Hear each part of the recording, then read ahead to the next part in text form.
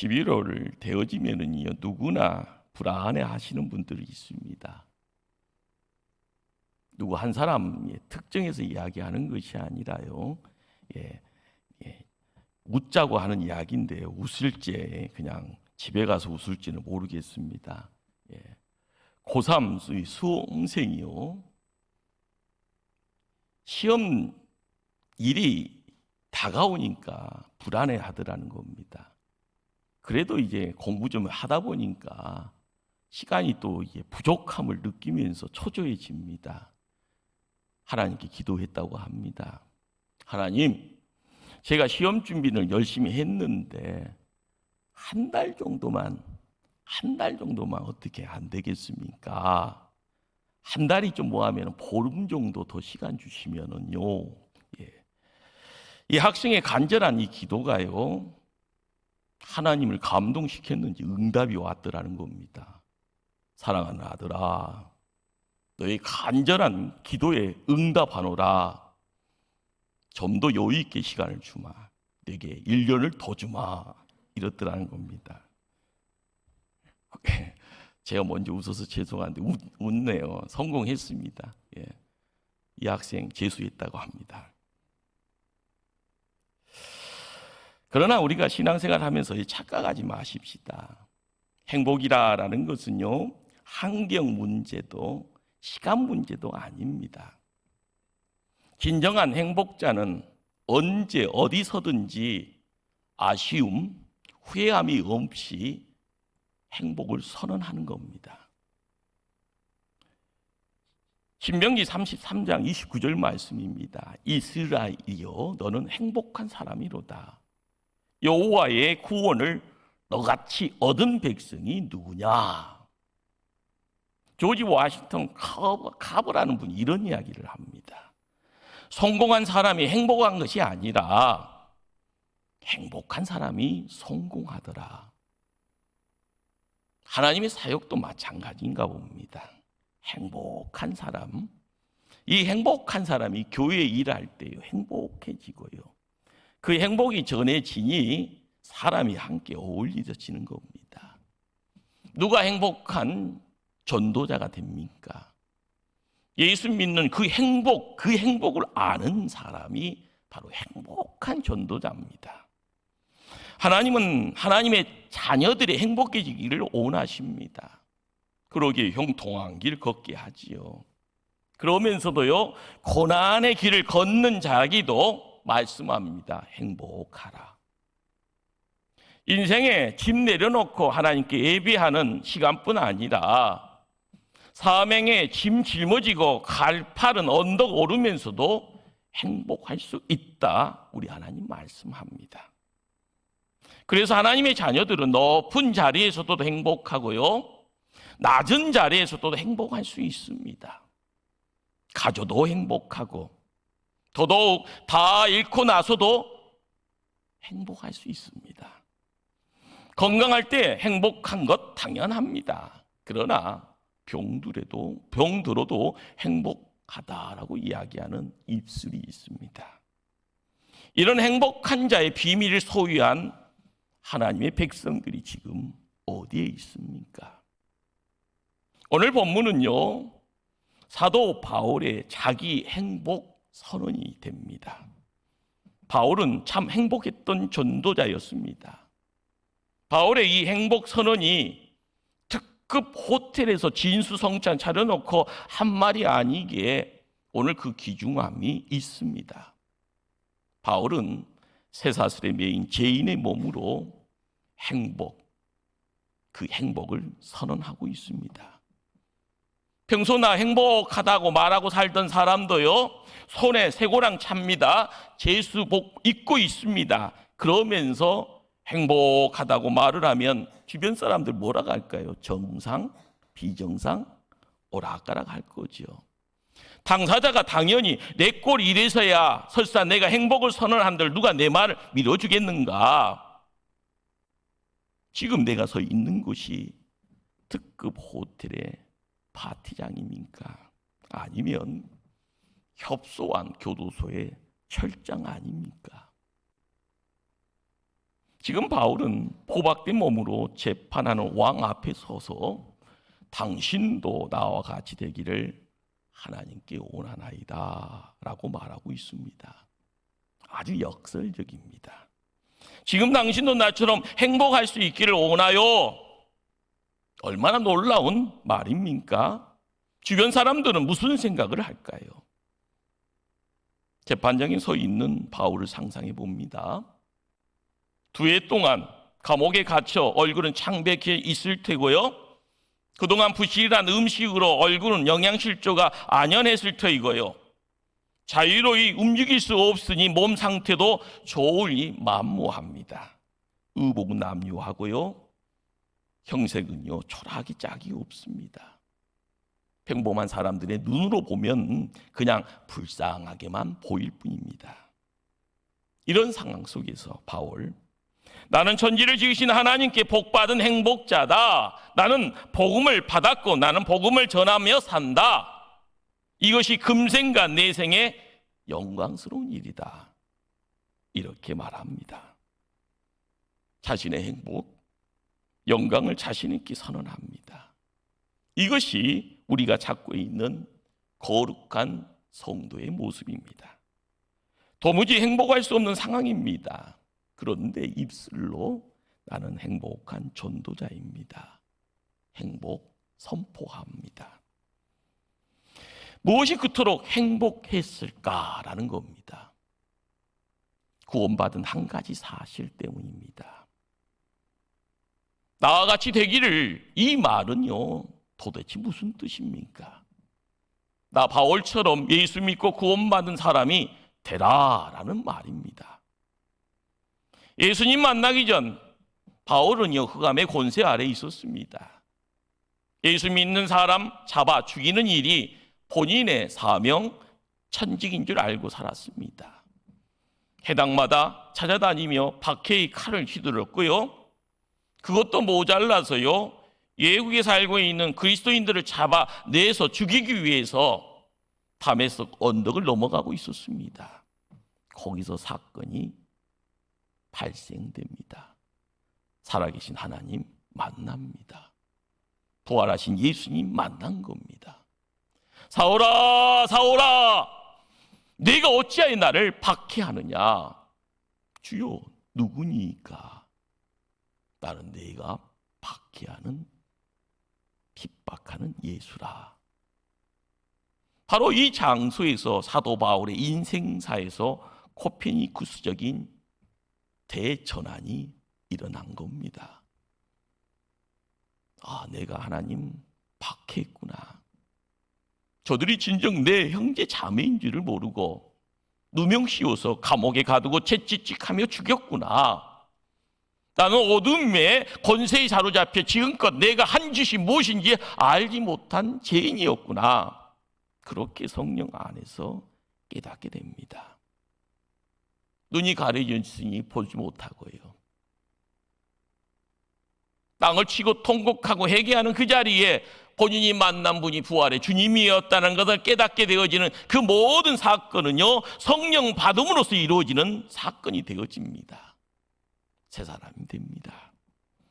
박해자가 변하여 전도자가 되었고요, 그리스도의 원수가 변하여 예수의 종이 됩니다.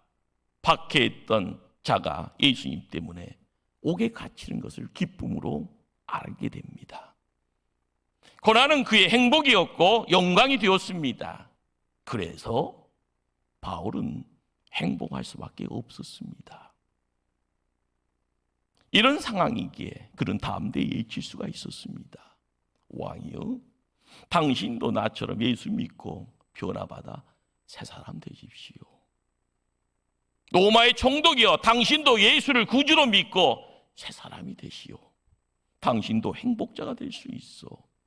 당당하게 지금 외치고 있습니다.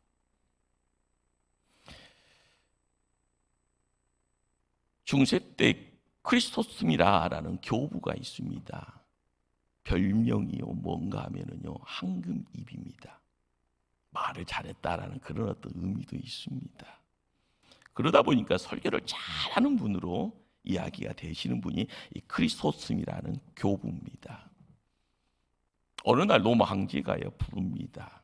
야, 너가 예수 믿어도 좋다. 그런데 오직 예수만이 구원이라는 얘기는 좀 안 하면 안 되겠니? 이렇게 이야기하죠. 그때 크리스토스는요, 그 얘기하지 않으면 내가 할 말 없습니다. 로마 황제가요, 네가 기어이 내 명령 거절한다면 너는 감옥 들어갈 수밖에 없어. 그래서 이 명령합니다. 감옥에다가요 가두라고 해요. 그러자 주변에 있던 신하들이요 개떼처럼 와서 황제를 찾아가서요, 황제요 큰일 납니다. 그러면 바로 그 일이 그리스도심이 기다리는 일입니다. 감옥에 들어가면은 마음껏 기도할 텐데, 마음껏 성경 읽을 텐데, 그것 그리스도심이 좋아하는 일입니다. 그랬더니요 황제가요, 그러면 흉악범들이 있는 장소에 집어넣어. 그랬더니 신하들이 또 원성이 올라갑니다. 그러면 아예 더 큰일 납니다. 흉악범들이 모조리 예수 믿게 되면 감옥이 교회로 바뀝니다. 열난 이 황제가요, 그러면 그 목을 잘라 죽여버려라. 이렇게 또 이게 명령을 합니다. 신하들이 뭘 하겠을까요? 그러면 더 큰일 나지요. 그리스도 지도자 한 사람이 순교했다고 온 시민들이 모두 예수님 앞으로 다 뛰어나올 겁니다. 순교는 저들의 영광입니다. 왜 저들에게 영광을 주려고 하십니까? 황제가 뭐라고 했을까요? 그러면 나보고 어쩌라는 말이냐. 세상의 그 어떤 힘도요, 핍박도 행복자의 능력과 행복을 빼앗을 수 없습니다. 감옥도 영광이요, 죽음도 행복이라. 바로 여기 행복자의 선언이 함께합니다. 오늘도 세상이 빼앗아 갈 수 없는 행복이 있습니다. 그것은 우리 안에 있는 영생을 얻은 행복이요, 천국 가는 행복입니다. 이걸 믿으시길 바랍니다. 사도 바울이 그토록 행복할 수 있었던 또 다른 이유가 뭘까요? 진짜 힘의 근원을 알고 있었던 겁니다. 눈물로 보니까는 안 거지요. 사막으로 끌려가 보니까 아는 겁니다. 비바람 속에서요, 뜨거운 태양 밑에서요 3년의 세월 보내보니까 아는 겁니다. 요즘 현대인들 흔히 돈이 힘이라고 하죠. 또 아는 것이 또한 힘이라고 합니다. 전통적인 힘은요 권력이라고도 하지요.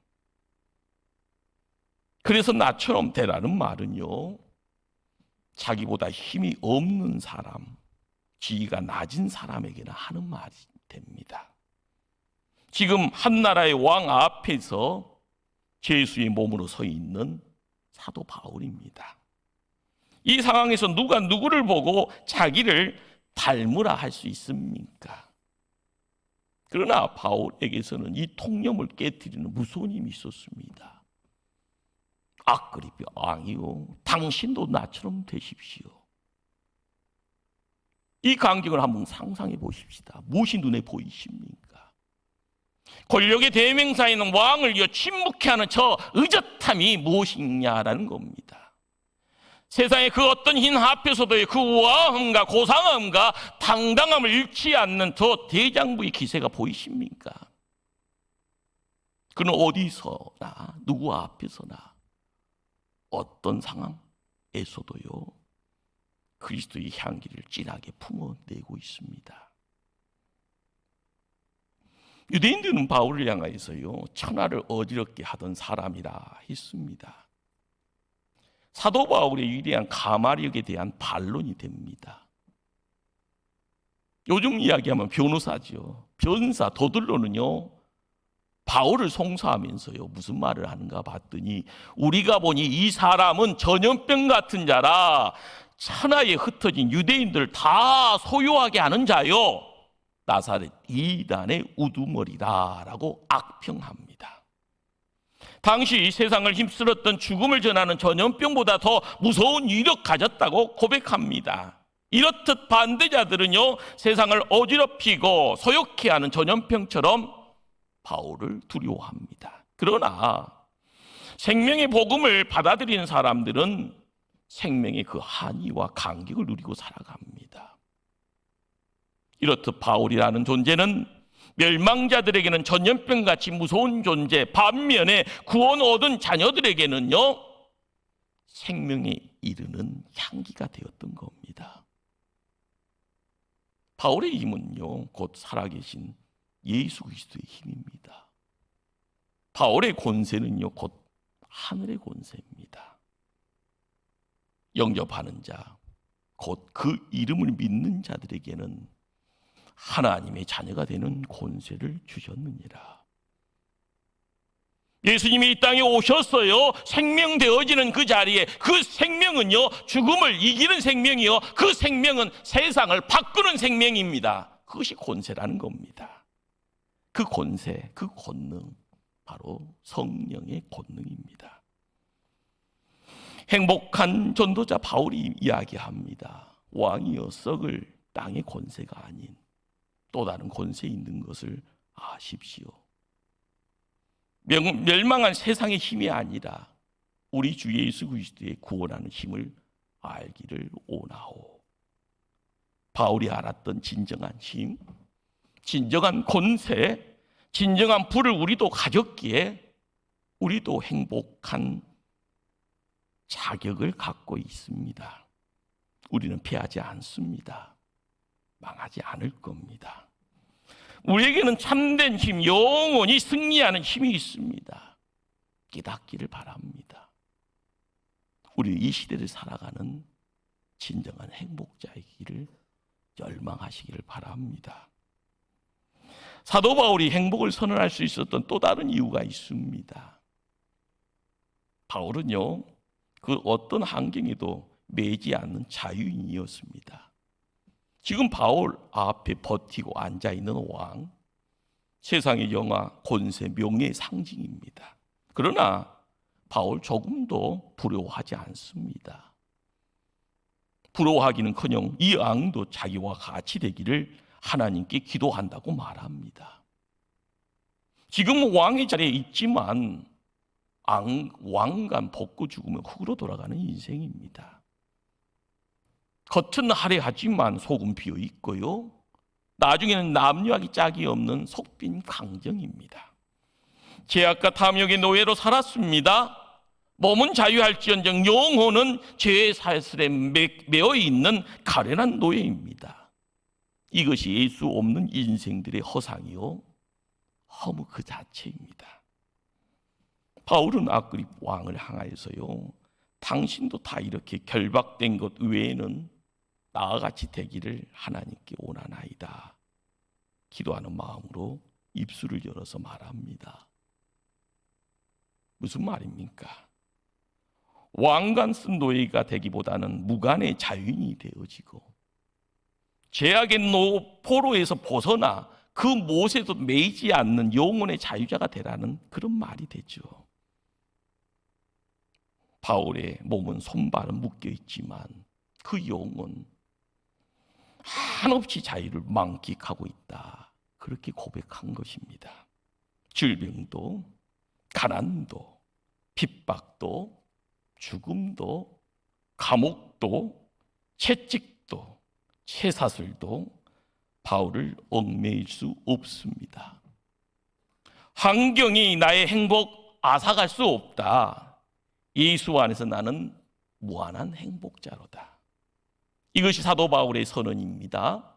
그리고 이 선언은 이 시대를 살아가는 믿음의 성도들의 입술을 통해서 전해야 될 행복 선언문이 됩니다. 바울 참으로 행복했던 사람이었습니다. 그런 예수에 미쳤고 복음에 미쳤던 인물입니다. 죽을 만큼 행복했다 이야기 되어지기에 그 내용이 뭘 이야기합니까? 남들은 미쳤구나 이야기하는 그런 내용입니다. 본문은 바울의 간증을 듣고 있던 베스도 총독이 바울을 향하여서 무슨 말을 하는가? 그걸 또한 봐야 됩니다. 바울아, 네가 미쳤도다. 내 많은 학문이 너를 미치게 한다 라고까지 이야기를 합니다. 지금 많이 배운 사람의 눈에도 미쳐 보입니다. 사도 바울이 전하는 복음의 내용을 도무지 납득할 수 없으니 결론은 미쳤다라는 말을 할 수밖에 없습니다.